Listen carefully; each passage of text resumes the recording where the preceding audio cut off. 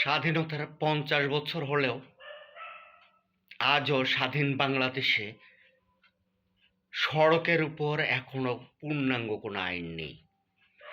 ২০১৮ সালে রমিজউদ্দিন শিক্ষার্থী দিয়া করিম হত্যাকাণ্ডের প্রতিবাদে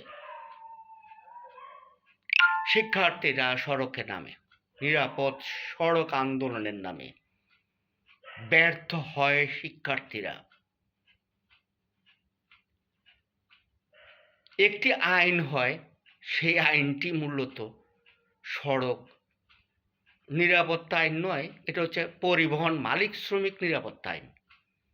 আচ্ছা, জেব্রা ক্রসিং দিয়ে পথচারী পারাপার না হলে ১,০০০ টাকা জরিমানা, আর জেব্রা ক্রসিং দিয়ে পথচারীরা পারাপারের সময় যদি ঘাতকের বাস চাপায় মারা যায়, আইনের কোন ধারায় তার বিচার হবে?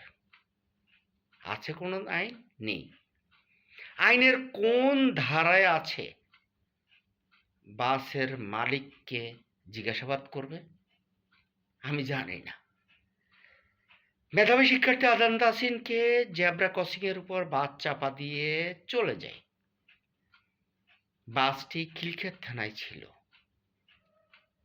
বাসের মালিক এসে খিলক্ষেত থানার থেকে বাসটি নিয়ে চলে যায়। কেন?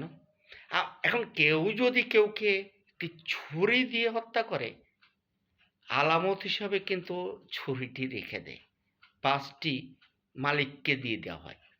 আমি জানতে চাইলাম কেন? বলল তার অনেক লস হয়ে যাবে। একদিন বাস বসে থাকা মানেই তার অনেক ক্ষতি হবে।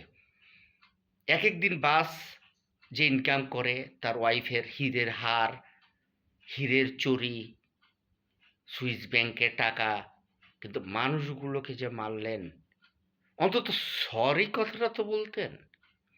বাংলাদেশে প্রতি বছর সড়ক হত্যাকাণ্ডের শিকার ৩২,০০০।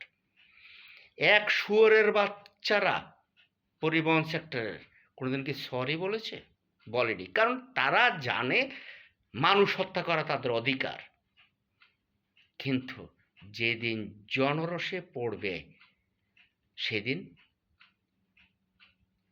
মানুষের সন্তান স্বজন হারানোর কষ্ট মানুষ বোঝে, পশুরা বোঝে না। এগুলো সব পশু। একটি বাসের মধ্যে যাত্রী থাকে প্রায় শতাধিক, ঘাতক ২ জন। একটি বাস একটি মানুষকে চাপা দিয়ে চলে গেল, ১০০ জন যাত্রী ওখানে বসে আছে। এগুলো কি পুরুষ নাকি পুরুষের পোশাক পরে বসে আছে? আপনারা দয়া করে নিশ্চিত হন, আসলে কি আপনারা পুরুষ? রামপুরার বাসটি উল্টে যাওয়ার আগে একটি মহিলা বাস থেকে নামছিল, তার পরিবারের সদস্যরা নেমে গেছে, মহিলাটার নাম ছিল। বাস যখন লুকিং গ্লাসে দেখলো পিছনের বাসটি আসছে, বাসটি টান দেয়, মহিলাটি পড়ে যায়। একটি যাত্রীও কি প্রতিবাদ করেছে? করেনি। কেন? ভয়ে। কার ভয়ে? ২ জন মানুষের ভয়ে। তো বীরত্ব দেখান পুরুষ বলে, আর বাসের মধ্যে উঠলে নিজের প্যান্টের মধ্যে প্রস্রাব হয়ে যায়। এটা কি বীরত্ব?